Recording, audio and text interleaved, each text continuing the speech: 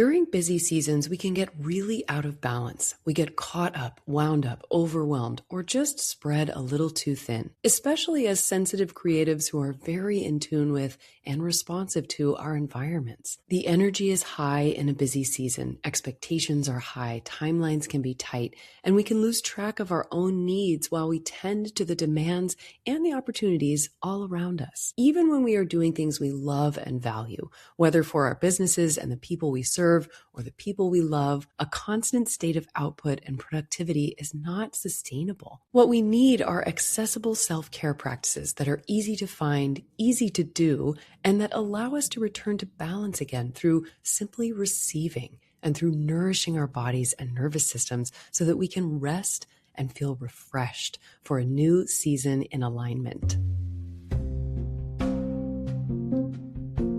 Welcome to the Called to Bloom podcast. I'm Jen Cavender, founder of Nectar and Bloom, and your host as we explore tools and holistic methods that empower you to craft an inspired career and a fulfilling creative life. I am a floral artist and educator who left an academic career to build my dream floral design studio. Now I empower flower lovers, florists, and creative entrepreneurs like you to find your aligned path and to build your dream. Together, we go deep into topics covering creative entrepreneurship, health and well-being, sustainability, personal transformation, the art and business of working with flowers, and practices for manifesting a life you love. If you are ready to feel inspired and empowered as you build your next aligned creative chapter, you are in the right place. Now, let's bloom. This is a journey into self-care practices that bring grounding and balance after a busy season and that help you step holistically into a new season feeling refreshed and renewed. My criteria for the self-care practices and experiences that I'm recommending to you in this episode is that each experience, one, must be something you can do on your own or find easily, as in it's accessible. Two, must be grounding by nature, restorative and balancing in effect. Three, it must be holistic, as in it supports your whole being, from mind to body to emotions to spirit. And four, it must be something you can easily incorporate into your lifestyle and routine so that it's not just a one-off, but potentially an improvement to your well-being long-term. Here's what these self-care recommendations are not. One, they are not a health regimen that you have to follow. Two, they are not a diet or nutritional plan that you have to adhere to. Three, they are not overly yang or active, output-oriented activities. They are more yin and receptive and receiving-oriented activities. Four, they are not a checklist. You don't have to do everything here. Maybe just listen for what speaks to you, try one thing, see how it goes. I want this to be very easy and supportive. And five, this will not be an exhaustive or complete list. That would be overwhelming. And overwhelm is not useful to us.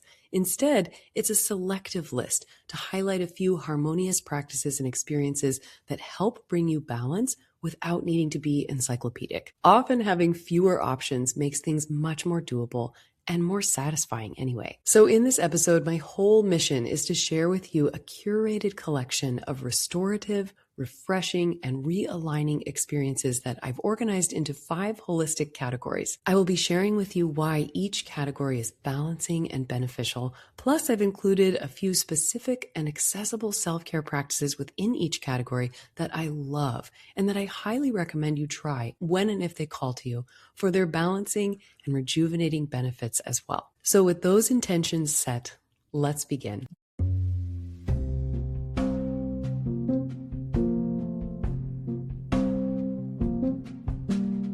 This episode is brought to you by the Tarot of Flowers. The wise, inspiring, and deeply emotional world of flowers is full of metaphors and messages for us. If you've ever seen someone receive flowers, or if you've ever received flowers yourself, you know firsthand the immediate emotional impact they have. Surprise, awe, hope, joy, these are all experiences that flowers incite the instant they appear. Flowers are a portal through which we are invited to open up and feel. As a floral artist and writer, I felt called to bring together the powerful language of flowers with the incredible perspectives I've learned in my studies of healing modalities such as yoga, Reiki, and Ayurveda to create a resource that gives the gift of self-discovery.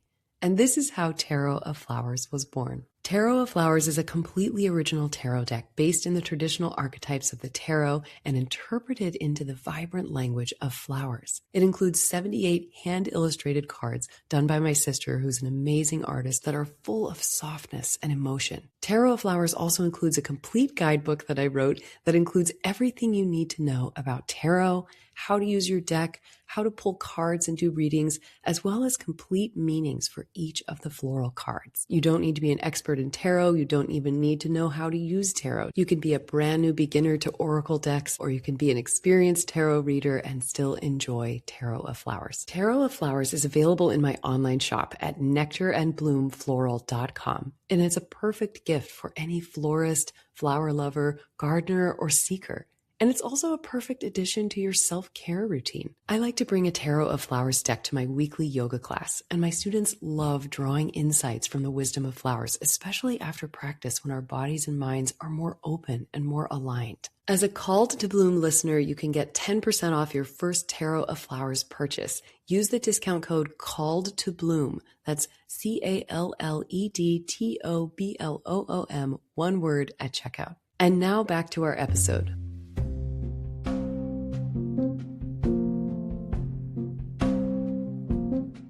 The first realm of our self-care journey today begins with cycles and rhythms. All of nature and everything about our own bodies works in cycles and rhythms. The energy of daylight wakes us at dawn, and the diminishing of light in the evening cues our bodies to get sleepy so we can rest through the night. While we rest, our bodies digest, not just our food, but also our experiences, as we process all of what our life brought that day. In the spring, all of nature thaws, reawakens, and begins to burst into new growth and bloom. In the summer, nature rises into high production with the heat and the longer days. In the autumn, the energy of the day and the daylight hours begin to diminish, and nature gives final flourishes as it prepares to shed, release, and rest. And during the winter, when the light is softest and the days the shortest, nature embraces dormancy and a chance to rest and repair before the next growing season. The moon, too, reflects another cycle in which we live. All around us, throughout the year, flowers open and close, birds migrate with the seasons, plants and animals pollinate and reproduce, and all of life continues to breathe and thrive through these cycles and rhythms. Cycles and rhythms are balancing and grounding for the body because they are what animate and nourish all of life. They are the pace by which everything grows, heals, sheds, rests, reawakens, and expands. Our bodies thrive in a rhythm with a routine, and when we tune our habits to the rhythms of nature around us. So in this first category of cycles and rhythms, the first self-care practice I want to share with you is to tune your awareness to the moon. Look up the dates of all new and full moons in the coming year and put them in your calendar. I do this every year, and my favorite online resource to use for this is the Griffith Observatory's Moon Phases page. I'm not too fussed about exact time of day or night when the moon happens, but I do record into my calendar what days carry each full moon and new moon. And here's why. The full moon tends to bring with it higher energy. The increased light reflected from the sun during the night that reflects off the face of the moon brings in higher tides and often gives us an increasing sense of energy, which can feel really proactive and productive, even sometimes slightly off balance and a little crazy. The full moon is a good time to release anything that's not serving you, physically or energetically, as that energy of fullness needs to release in order to create space for the new growth that is coming. When the moon is full, we start into an energetic time of shedding. The new moon tends to bring with it lower energy. The absence of light reflected back from the sun by the moon's surface at night allows the night to be much darker, more restful, and more peaceful. New moon energy is fertile with possibility, like all moments of darkness and unknown. The new moon is a good time to energetically call in that which you desire and what you would like to invite into your life, because in that time of the darkness, there is space. In the void where a new cycle can begin, you have restful resources to cultivate something new. Use that energy to clarify your goals and intentions and make little realignments toward what matters to you in your life and your work. When the moon is new, we begin an energetic time of rebirth and growth. Speaking of the new and full moons, many women experience their cycles syncing up with the moon phases. Many either menstruate or ovulate on the full moon or the new moon and vice versa. So paying attention to the moon cycles also helps you pay attention to your own cycles as well. When you menstruate, your body is shedding and releasing, so it's important to rest and go easy. When you ovulate, you may experience higher energy and higher confidence, more motivation and ease for showing up in your work and being seen. So harness that energy and plan for more productive stretches during that part of your cycle. Of course, we can't control everything about our lives, and sometimes the big travel day or the big project falls right on the heaviest day of your cycle, and that's okay too. Most of all, we benefit from being flexible and just helping ourselves feel calm and regulated come what may. So don't worry if planning work and life with your cycles isn't perfect. Nothing in nature is perfect in the sense of precise timing or flawless control. Nature is generous, patient, and gradual. Let's emulate that. And at any rate, even just paying more attention to these embodied cycles and how you feel and move through them is a powerful act of loving attentiveness and self-care. And it's very accessible. After you get the moon phases in your calendar, the second self-care practice of cycles and rhythms I have for you today is the moon bath. A moon bath is essentially taking 10 to 20 minutes, it doesn't have to be long, to peacefully soak in a warm tub with Epsom salts on the full moon or the new moon, or both. The Epsom salts, which are made up of magnesium and sulfate, dissolve in the warm water where they're able to soothe and relax your muscles and nourish your tissues. Side note, I learned from my college cross-country coach years ago that our bodies automatically absorb naturally occurring magnesium from seawater too, in case you live near an ocean or you can go out and take a dip. Magnesium from Epsom salt baths and seawater alike is known to soften the skin, flush out toxins, reduce inflammation, and stress as well, all of which the body loves. You can take an Epsom salt bath really any time and definitely benefit from it. Aligning your bath with the new and full moons just deepens the ritual and connects a physically nourishing practice with the opportunity to intentionally cleanse and release on the full moon and invite in new intentions and aligned growth on the new moon.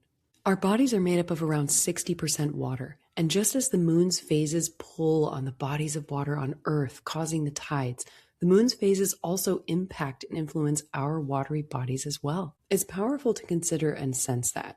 The last self-care practice I have for you here today in the cycles and rhythms is simply rest. Rest is the most powerful key to health besides taking care of your digestion. As an Ayurvedic health counselor myself, I can tell you that through my studies of this holistic healing system, it became crystal clear to me that one of the most accessible factors in our well-being, meaning one of the factors that is most in our own hands, is our respect for and observation of rest. This means our sleep each night, of course, but it also means our daily and nightly routines and our incorporation of rest into our days by way of downtime, free time, and play. Rest supports all of the body's systems and incredible powers of digestion and regeneration. When it comes to rest, here are a few simple tips and encouragements to try. Sleep a little more. Go to bed a little earlier. Block off part of your workday for a do not disturb hour in which you quiet your mind and free yourself from distractions. Practice something my friend Beth calls JOMO. Instead of FOMO, fear of missing out, JOMO is the joy of missing out. Say no and stay in for the bath. Leave early and wind down, read, take some deep breaths, or listen to a guided meditation before sleep. Find joy in the simple self-care act of rest, and revel in the rewards it brings the body, nervous system, energy levels, and creative spirit. Also, can I just share with you for a moment that last year in 2025, I had my most successful year of my business in the whole almost decade since starting Nectar and Bloom. And it was the first year when I really prioritized rest more than I ever have. This means getting 8 hours of sleep at night, and it also includes prioritizing downtime, time away, nourishing travels, and keeping my weekends free of work obligations for flexibility and adventures and play, more than I ever have. For an Enneagram 3 achiever/8 challenger, I found this more than a little nerve-wracking at times, but I practiced gently building trust with myself in these adjustments. I did this by shifting my attention to valuing rest and balance and devoting my go-getter energy to discovering how to be more reasonable with my expectations of myself and with the timelines and goals that I set. And what I found was genuinely more ease, alignment, and abundance. I think I've become something of a raving fanatic about the importance of rest now, and I don't mind. It is so effective. And as with all things, just do your best. If your schedule's chaotic and things are crazy for a season, do your best to get enough rest. Don't be hard on yourself. Don't let yourself live in the resistance that drains you even more than the factors that cause the stress. Prioritize rest and do the best you can, and then let the rest go. Living more with the cycles and rhythms of the days, the moons, the seasons, and the year has transformed what used to be aggravating resistance into supportive harmony in my life. This doesn't mean everything is perfect, but it certainly means I feel a lot better, and that makes me really passionate about sharing with you what a positive difference it has made in my life. If you missed it, have a listen to Called to Bloom Episode 5, The Holistic System That Reshaped My Life and Business, to learn more about how to step into aligned health and well-being based on who you are, your nature, your values, and the natural world around you. The second category of self-care practices for grounding and balance is sound and frequencies. This category includes music, songs we listen to, or the act of singing or playing an instrument, as well as sound healing experiences and frequencies. So let's take a look at how and why this is balancing, and what accessible practices we can explore here for self-care and renewal. No matter what your experience level or familiarity with sound and frequencies as a healing modality is, I'm sure you have experienced the way music, the right song in the right moment for what you are feeling, can wash over your entire being and give you all the feels. When you turn on the heartbreak song that lets you cry and release, or when you walk through a shop as a song comes on that reminds you of one of the happiest days of your life, you know how powerful the sonic experience can be. Human beings are sentient creatures. We feel and sense an incredible array of impulses, instincts, emotions, and nervous system responses to cues from our environment and company. Think about it. From the moment we wake up, our incredibly powerful and perceptive bodies are already sensing daylight, which cues us to awaken and rise for the day. Also, the texture of our sheets, the temperature of the room, perhaps the sense of hunger as we get ready to have our first meal in the morning, how we are feeling about the day to come, and the thoughts flitting through our minds, and so on. We use these cues through our senses to make decisions, to take action, and to know how to respond to all of life, within and around us. Our sensory perceptions inform us about our outer environments as well as our inner landscapes.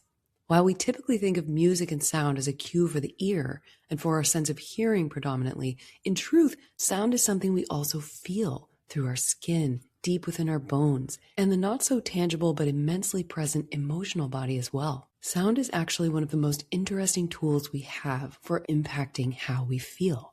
I'm always amazed when the score of a movie scene makes my heart squeeze and I find myself in tears, or when a scene of intense tension or incredible triumph occurs and the musical score behind it sends my entire body into whatever I'm intended to feel in that scene. And of course, the same goes for the impact of certain songs, songwriters, and instruments. When you think of the sound a guitar makes, you can imagine a certain set of feelings they often evoke. Think about how a harp sounds and how that feels. How about the deeply emotional voice of a cello, the fluttering notes or deep dramatic tones that can come from a piano? And how about the powerful percussive impact of drums? I say all of this to set the stage for the accessible, grounding, and rebalancing effects of sound and frequencies as self-care practices. I want to begin my recommendations with the self-care experience of a sound bath.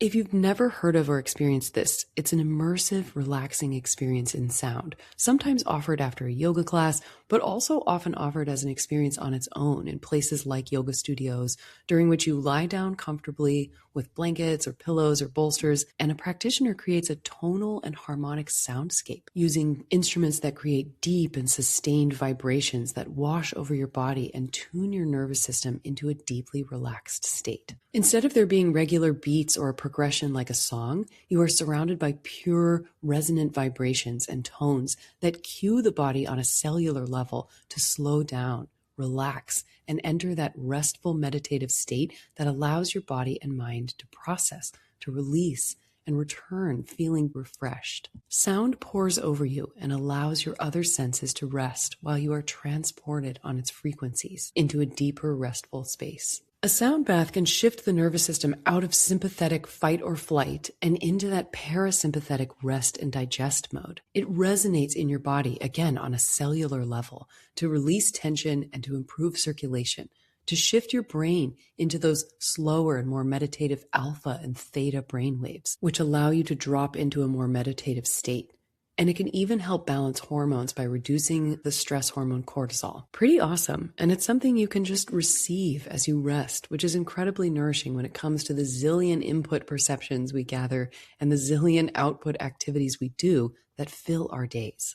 I was personally so inspired by sound baths and sound healing a few years back that I completed a training to become a sound practitioner myself. Aside from the immersive sound bath, there is also the simple mood-creating and emotional impact of music at large. In any given moment, you can pick a song or a musical track to listen to that will invite or enhance how you feel. Maybe you need a release.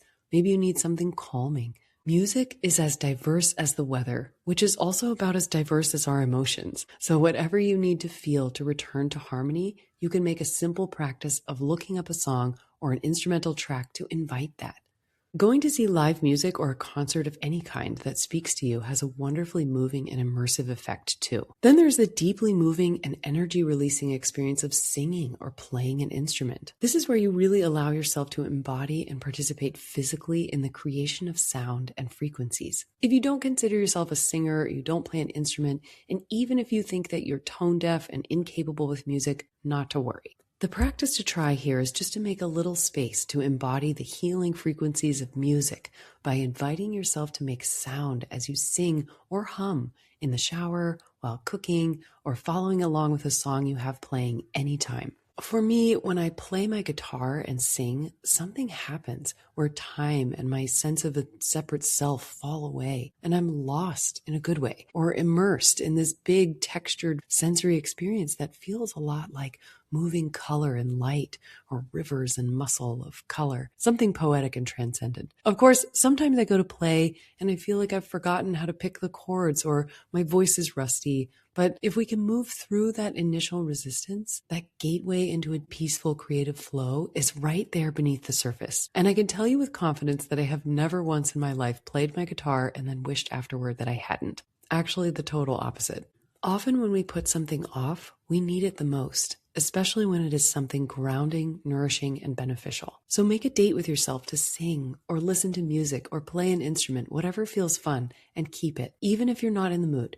Even if you have too much to do, remind yourself that 5 minutes is something you can usually spare, and just go into it from curiosity. As with any of these practices, and as I will always remind you, just try it out and then evaluate how you feel afterward. And if you're not into singing or playing an instrument, but you would like to experience embodied sound frequencies, you can also seek out a vocal toning experience, often offered by yoga studios or spaces that offer things like breathwork, hypnosis, and sound healing. Vocal toning is the act of creating simple, sustained vocal sounds and tones, like humming or chanting, such as the yogic Om, or releasing laughter or groans, or extending vowel sounds like E or Ah to calm the nervous system or elevate your energy frequency. And you can do this simply through the vibrations of your voice. Think about when we take a deep sigh of relief. Try out that ah sound and see how you feel. Even just softly saying ah is very calming.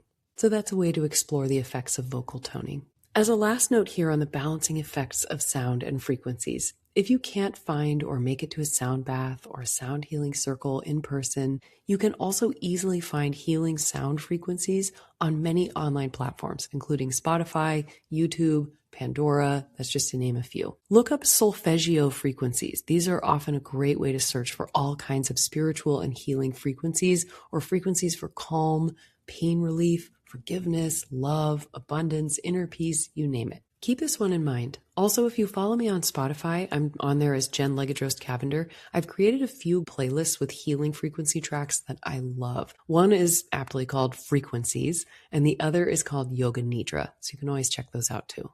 Now, in our third realm of accessible self-care experiences, we have bodywork and somatics. Bodywork refers to a broad array of healing therapies that support healing and well-being through connecting mind and body. And somatics are healing practices that focus on cultivating the internal felt sense of the body. The word soma comes from Greek and it means body. These practices are deeply balancing and restorative because they help integrate mind and body, which helps us be more present and also more in touch with the sensations and cues within the body so that we're more whole and in more harmony moment to moment and day to day. Bodywork and somatic practices that I've studied and tried and that I recommend are therapeutic massage, energy healing therapies such as Reiki, acupuncture, breath work, and yoga. So let's talk about a few of these, starting with massage. Gosh, I love a massage.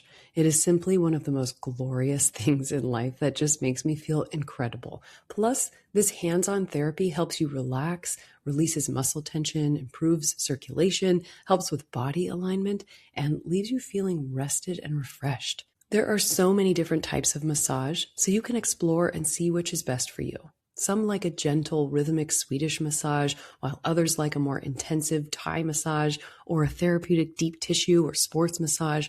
I can tell you, most florists and creative entrepreneurs could use a good shoulder, neck, back, hand, arm, leg, and foot massage. So really the whole body. That's what I always end up asking for anyway. But you can also customize with a scalp massage or having your massage therapist focus on any specific body part that will benefit you the most. It's also amazing when offered to add on hot stones, which are lovely and relaxing when placed onto or rubbed along the muscles. I also love cupping, which does wonders for increasing blood flow and releasing really tense muscles.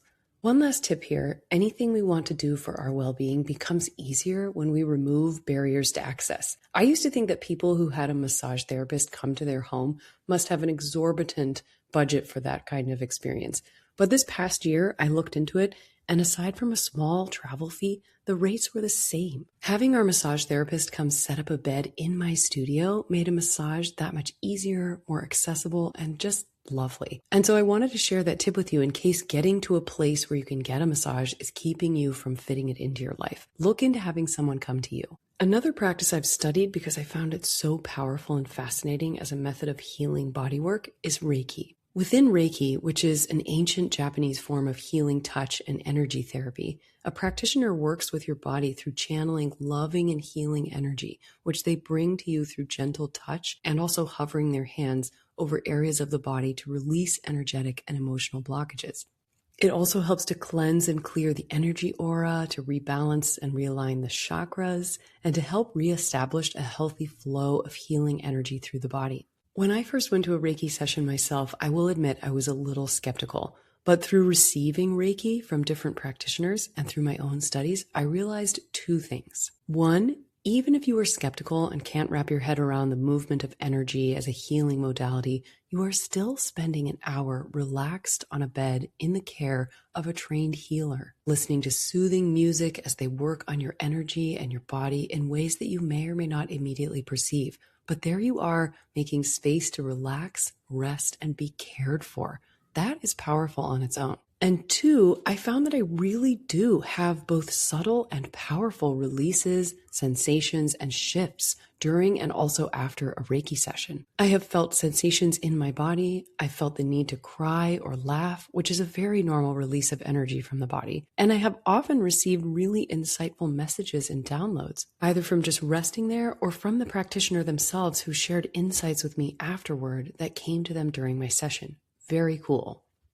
Breathwork and yoga are the other two accessible self-care practices for grounding and nourishing your overall well-being in this realm of bodywork and somatics that I want to dive in with you here. Breathwork is essentially the English version of the Sanskrit word pranayama, meaning breath control. This is where we use special breathing techniques, breath holds, or timing to calm the nervous system and bring the mind back into the body and the present moment. Breathwork practices also reduce stress, improve focus, and increase energy. They can be more grounding or energizing depending which method you choose. But for our purposes, I want to describe for you just two easy techniques for lowering anxiety and inviting more calm into the body and the mind. The first is often referred to as square breathing. Square breathing has you visualize an even four-sided square as you breathe. First, taking in a slow inhale for 4 counts, then holding the breath for 4 counts, then exhaling for 4 counts, and finally holding for 4 counts again before you continue with the next breath in the same manner. All the while during this breathing technique, you visualize the square as a guide. So as you inhale 4 counts, you draw in your mind the first line of the first side of the square. Then you hold for 4 counts, visualize the second side. Exhale for 4 counts, visualize the third side of the square. And hold for 4 counts, visualize the fourth side. So you've completed your square. It's deeply relaxing, and I often use this practice when I'm anxious or my mind is racing or I'm having trouble falling asleep because it helps steady my mind by bringing my body, breath, and thoughts back into one smooth and stabilizing place through the breath and that visualization. You can do this square breathing technique sitting up, or I prefer to do it lying down. The second pranayama or breathwork practice that you can do easily on your own, and one that is beneficial to do for a few minutes each day just to bring more calm and balance into your mind and body, is called nadi shodhana, or alternate nostril breathing. Nadi shodhana is Sanskrit, and it means cleansing of the channels, because breathing intentionally through alternate nostrils in this pattern that I'll tell you in just a moment helps you to do just that. Cleanse your channels. Essentially, you are promoting inner harmony between the lunar or yin receptive side known as Ida and the solar or yang active side known as Pingala by balancing these energies and clearing blockages so that prana or life force can flow freely through the body. This is another practice that helps to shift the nervous system out of fight or flight and into rest and digest as well, which allows us to relax, process, and repair. To practice alternate nostril breathing, you can either sit or lie down, and it's nice to close your eyes. That helps you settle your mind and bring your attention inward. Then there's a little hand posture to do here, where you take your right hand and fold down the index finger and the middle finger, keeping the thumb and the ring and pinky finger extended. So it's kind of like a hang loose, but with the ring finger up as well. And you use your hand in this posture or mudra to assist the alternate nostril breathing. First, inhale slowly through the nose with both nostrils open as normal. Then at the top of your breath, gently cover the right nostril with the right thumb and exhale through the left side with a slow, even breath. When you get to the bottom of the exhale, stay as you are with the right nostril still gently closed, and now inhale through the left side. At the top of that inhale, switch your hand so that your right ring finger gently closes off the left nostril and slowly exhale through the right side. Keep your hand as it is at the bottom of that exhale and then inhale through the right side. Then switch. Make your inhales and exhales long and slow and of equal length. Then you can repeat this little cycle of exhale left side, inhale left side, exhale right side, inhale right side, and continue to exhale left side again as many times as you like, slowly and calmly, cleansing your channels and soothing your nervous system. I often aim for about 10 rounds, which takes less than 10 minutes, but you can also do just 5 if you have less time. Remember to come out of it slowly. On the last inhale on the right side, you can release your hand and exhale from both nostrils. Then take a few slow, normal breaths here, and then slowly open your eyes. As with everything, try it out and see how you feel. I find myself feeling positively transformed after this short interval of just slowly and intentionally focusing on and guiding the flow of my breath. And the last practice I mentioned that I want to explore with you here and invite you into is yoga. Yoga has become so well known and so widely spread that I imagine you know all about it and have likely tried it already. Whether you have or not, here is why yoga is balancing, as well as a few tips for a supportive and healthy yoga practice. 1. Yoga means union. While here in the West, we often think of yoga as simply a workout or stretching, it's actually a somatic practice that encourages inner awareness and cultivates mind, body, and emotional spiritual integration. The union that yoga refers to is between the breath and the movement, and between the mind and the body. Essentially, we are practicing a moving meditation that helps to cleanse, strengthen, and balance both the mind and the body. 2, the yoga we refer to most often is only one branch of the overall yogic philosophy, and that is the branch of asana, or postures. It is integrated with another branch that we just talked about, pranayama, or breath control, as each movement is synchronized with the breath in traditional yoga as it was intended to be practiced. I mention this just to share with you that there are several other branches to yoga beyond asana, if you're curious and want to deepen your practice. And maybe we'll talk a little more in depth about all of that in an upcoming episode. Let me know if that piques your interest. 3, the benefits of a yoga asana practice include improved circulation, mental calm and focus, ability to be present, flexibility, balance, physical strength, muscle tone, internal organ health, and mental and emotional equilibrium. 4, yoga is beneficial at any level, as long as you are being mindful and safe about it. as in not pushing postures your body isn't ready to do and not focusing too much on what it looks like. If you practice yoga just to get a stretch or a workout, it will still benefit you. If you practice yoga also to deepen your ability to be with yourself, to know how to breathe through all the challenges and life experiences, to have acceptance and deeper inner awareness,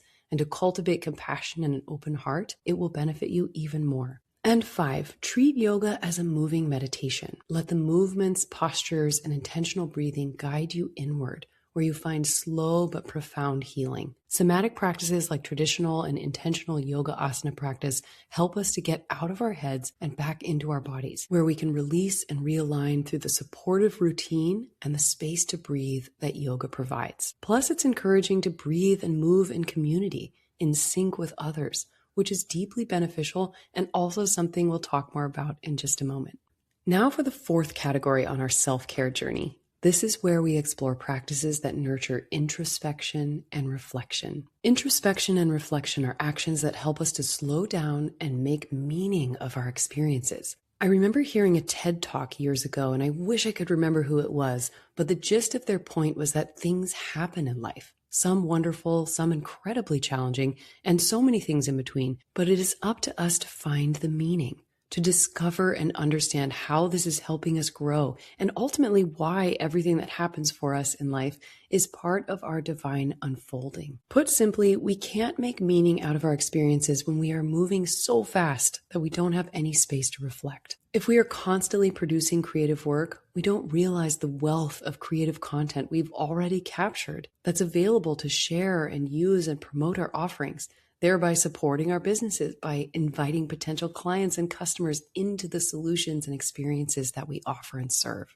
Whenever I have a burnt out moment when I feel empty or like I don't have anything to share or say, my first reaction is often to push myself to make something new, make it happen. Maybe it's the athlete in me, and when it comes to a lot of types of tasks or demands, this is helpful and it works. Get it done, bang it out, push through. But this is not sustainable. Not healthy at all for long stretches, and it certainly isn't how creativity works. Creativity is not about muscling through. I seem to need to learn that one over and over again myself, and I'm grateful. That's why I want to share it with you. What I keep learning over and over again is that when I feel tapped out creatively, what I need is exactly what scares me. Space, a slow morning, a slow day, room to process, relax, open up, and think. It doesn't mean that I need a wild vacation day full of stimulus. In fact, for me, it's the opposite. I need a day or a stretch of time with no obligations and no time constraints. I might still be working on things,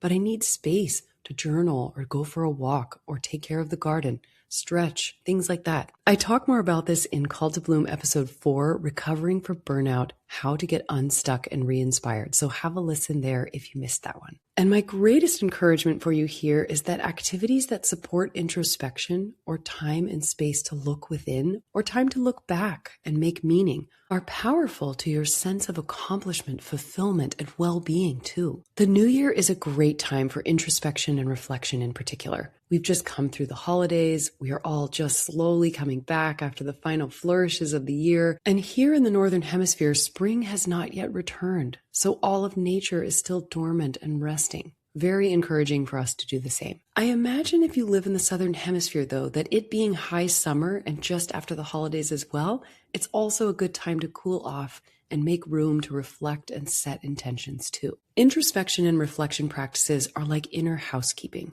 They give us space to process and digest our experiences and to transform what we have learned and gained along the way. Out of our experiences, we make meaning and gain understanding, growth, wisdom, and inspiration for our next goals and efforts. 2 ways that I love to practice introspection and reflection that are easy and accessible pretty much anytime and anywhere are as follows. Number 1, journaling. Having space on the page to think and process through writing by hand is powerful. If you get stuck not knowing what to say, just write your stream of consciousness, whatever words form in your mind, in order to begin. I often start a daily journal entry with the day, where I am in that moment, what's going on around me, what the weather is doing. It centers me to begin, And once you begin, everything can start to flow. Maybe you just record your recent experiences or make a list of things you are going to do today. Maybe you recall or work through complex interactions with others, or just give yourself space to unpack and examine something on your heart or on your mind.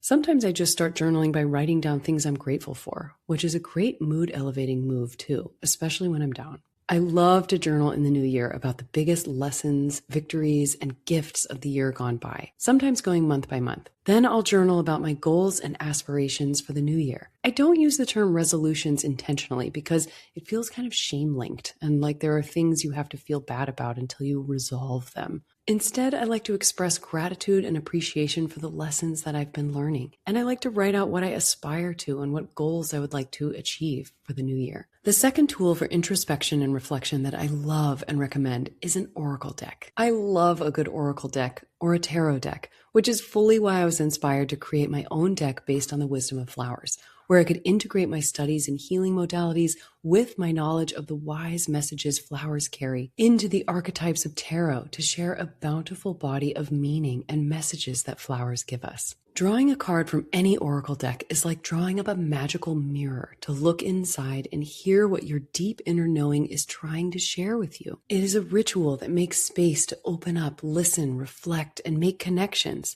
And it helps us be more intentional with where we want to put our energy and how we are understanding and interacting with the world around us. I always reassure people that oracle and tarot decks are not divination and they're not predictive of the future, but rather they are a chance to look within and listen. They are a tool filled with wisdom and archetypal human experiences, cues, and details to help you slow down, ask questions, and make those connections to help you feel more agency and understanding in the experiences of your life. Plus, it's just fun. I love to do card drawings and readings with friends. It gets us all talking and sharing and feeling that connective energy that flows through us all in this beautiful experience that we call life. And that brings us to our fifth and final category of self-care experiences for today's episode, the importance of connection and community. Humans are social creatures. We are not meant to do this thing alone. Books, plays, movies, photographs, and media of all kinds connect us to countless human beings from our past, enriching our lives with their stories, mistakes, perspectives, and guidance. Classes, workshops, gatherings, programs, circles, faiths, neighborhoods, meetups, and celebrations all connect us with others who are living and evolving and experiencing life right now along with us. While solo time and experiences on our own are essential to self-care and inner growth, time feeling genuinely connected and in community is equally important for well-being, including growth, a sense of belonging, a sense of purpose, opportunities to laugh and learn from one another, and the kinds of experiences that reassure us that we are not alone in this life. Never do people say at the end of life that they wish they'd gone to the office more or worked harder or even earned more money. They wish they'd enjoyed more time with the people they love, the people who meant the most to them. Let's make space to genuinely connect and be together and honor that as something as valuable, if not more, than almost everything else. Examples of self-care for connection and community include circles, gatherings, celebrations,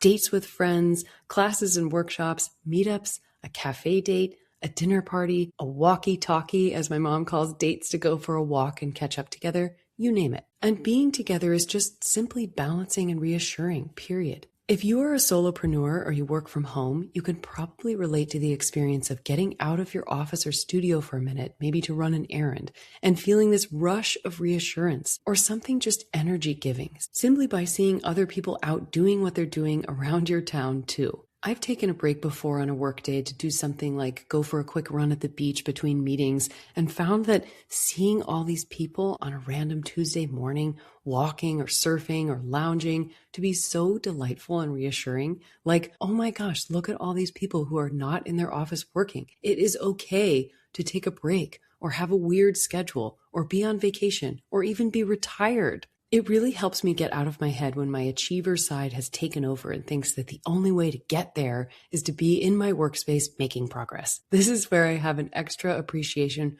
for my friends who are a little more type B. I love my fellow type A friends too, so much. But the type B friends are unencumbered by being a little more free, a little more relaxed, a little more, that's good enough for today. And that is so reassuring for someone like me. And at any rate, while I'm a huge fan of space and solitude, I'm also pretty extroverted, and I feel so much better feeling connected and in community with others. And I think even if you consider yourself 100% introvert, you know when you've had a little too much time on your own, and that sense of connection and community helps to reinvigorate you and make you feel connected again. I'm pretty sure a lot of florists and creative entrepreneurs are pretty individualistic. I know I am. And we enjoy having autonomy and agency over our own work and goals, but we also don't have to go at it alone, and we don't have to work in isolation. Reach out to a friend and make a date. Work together at a cafe with a lunch break in between productivity sessions to catch up and bounce ideas. Try out that yoga or breathwork class you've been curious about and chat with a teacher or someone in class afterward. Host a little dinner party or celebration of anything with friends. My mom used to have us do a January blahs party in mid-January when I was a little kid, where we just made fun food and wore silly outfits and probably made cards to give each other. It was a celebration that she totally made up to brighten a slow and sleepy time of the year. And it's a good reminder that we don't have to have something specific to celebrate to make a fun gathering to feel connected. Try a dance class or go to a poetry reading at a local bookshop. Get together to create vision boards with friends or play music. Join a book club. You can also find a new avenue through which to share your gifts and passions. When I put so much of my floral education online, I found that I really missed hosting a group more often in my studio, which called me back to teaching yoga. So I started teaching just once a week again at a local studio that I love, and it has been life-giving and so delightful. I have met and made so many new friends simply through teaching that weekly evening yoga class, and I'm so grateful. To my students and friends at the studio, I just adore you guys. So give yourself a moment to ask yourself and then feel into what might be nourishing for you in the realm of community, and go for it. This is often the missing piece to self-care when you work for yourself or you're on your own and you're doing other good self-care practices, but something is missing. It's community and connection. There's nothing like that present, jolly, genuinely warming feeling of sharing time and space together and knowing that here you belong. And now, as we begin to close this episode for today, remember that rejuvenation and renewal of your body and overall well-being can be supported by any one of these categories or example practices. Take a moment to think back to just one that jumped out at you or that comes to mind now as I mention it as we wrap the episode. Keep things easy and start there. Listen to your body for its instincts and nudges. And if something feels exciting or enticing or interesting, there's a reason. Trust it and take a step to explore it. Won't it be glorious to receive that care, that grounding, and the gifts of returning to balance? Add the moon phases to your calendar. Tune into some healing frequencies while you relax or while you drive. Try out a sound bath or book a massage. Make a little space to turn inward and reflect, whether by journaling or otherwise. And maybe make a little room to explore this more regularly. Try out the square breathing or the alternate nostril breathing and see how you feel. And maybe most of all, allow this episode to give you permission, or to encourage you to give yourself permission to start a new season with a new practice or two that fill you up and help you feel grounded, balanced, and present. Remember that could be being in community too. And just for fun now, as we wrap the show for today, I would like to do a brief little Tarot of Flowers card reading for us collectively. Inside the guide booklet, you can find instructions for different card readings that you can do. But for today, we'll do a single stem pick for a simple one-card glimpse into messages we are meant to share now in this moment together. The cool thing to me is that you will hear what you need to hear in the meaning of the card you draw. And energetically, you will draw the card you need in this moment. So let's take a deep breath, settle into your body, and ask within, what is the guidance I need in this moment? Or what guidance will help me toward my greatest good today? Breathe in, breathe out, feeling in your body, and be with those questions for just a moment, and then we'll draw. Today's Tarot of Flowers card is Lilac, King of Pentacles. Cool! First of all, lilac. I mean, what a rich, abundant, bouncy, and fragrant flower this is. As this is the King of Pentacles, the suit of Pentacles is the suit that deals with tangible resources, finances, the body, home, and hearth. And the element associated with that suit is earth, the solid, grounding stability that we stand on and where we find support and rest. that tracks for us today. The king of any minor arcana suit most often has to do with decisive masculine energy, that yang energy of action, direction, and output. This is interesting for us during an episode about self-care and practices for shifting into the receptive, feminine, restful yin energy. So let's look a little deeper. The chakra for this flower is Manipura, the solar plexus, which is like our inner sun, our energy center at the diaphragm, the center of self-confidence, self-esteem, and willpower. And here's what Lilac, King of Pentacles, means from the booklet. Like an earthly comet of star-shaped bells, heavy and ringing with fragrance, lilac embodies a deeply grounded sense of wealth and worth. In the laden abundance of this flower, there is also an orderly tidiness and a sense of ease, a lot of one really good thing instead of an elaborate collection of many. Taken as a method, this practical and prioritized simplicity can produce beneficial results in your work and financial strategies. Take a step back and observe what is flourishing around you, or perhaps within you. Make space to honor and nurture that aspect amid your ambitions. As you prosper, you can increase your fulfillment by recognizing the talents of others around you and encouraging their growth too. Lilac blooms mid-spring, a season teeming with profusion and plenty. When it appears, take it as a good omen that you are in your truth and on the right track. Keep going. Ooh, I love this card for us. So you will hear within it what you need. Notice what stands out to you and trust that. Listen to that, ponder that, be with that as a question to explore as the next days unfold. And if I may add a layer for you as well, I would say to pay attention to cultivating a deeply grounded sense of self-worth, focusing in on one really good thing over an elaborate collection of many things, and taking a step back to reflect on what in your life is flourishing. This is a wellspring for you and to share with others around you, which will help the good in your life to grow. I also love the reminder that this flower is showing up for you because something you are doing is in alignment with your truth, reassuring you that you are on the right track. Trust that. Perhaps it's as simple as just being here right now, receiving encouragement and guidance through this podcast to take small and simple acts of self-care so that you can step into a new season feeling both refreshed and renewed. Beautifully done. You just completed another episode of Called to Bloom, another step forward on your creative journey. Finishing any resource that nourishes your being and makes you feel more connected is one of the most empowering things you can do for your business and creative calling. Now, to expand your experience, hit follow so that you never miss an episode. And also, please leave a quick review. Your words are so powerful in helping other creatives like you discover the podcast. Plus, they just mean the world to me. Then head over to calledtobloompodcast.com to find show notes, resources, discount codes, and details from our sponsors. If you're ready to deepen your practice with classes and immersive experiences in flowers and well-being, head over to nectarandbloomfloral.com and explore my workshops, one-on-one mentorships, Poetry of Flowers holistic online courses, well-being experiences, and my original Tarot of Flowers deck. You can also find me on Instagram at nectarandbloom for more inspiration, tools, creativity, and like-minded community. For now, keep blooming. The world needs what you are here to create.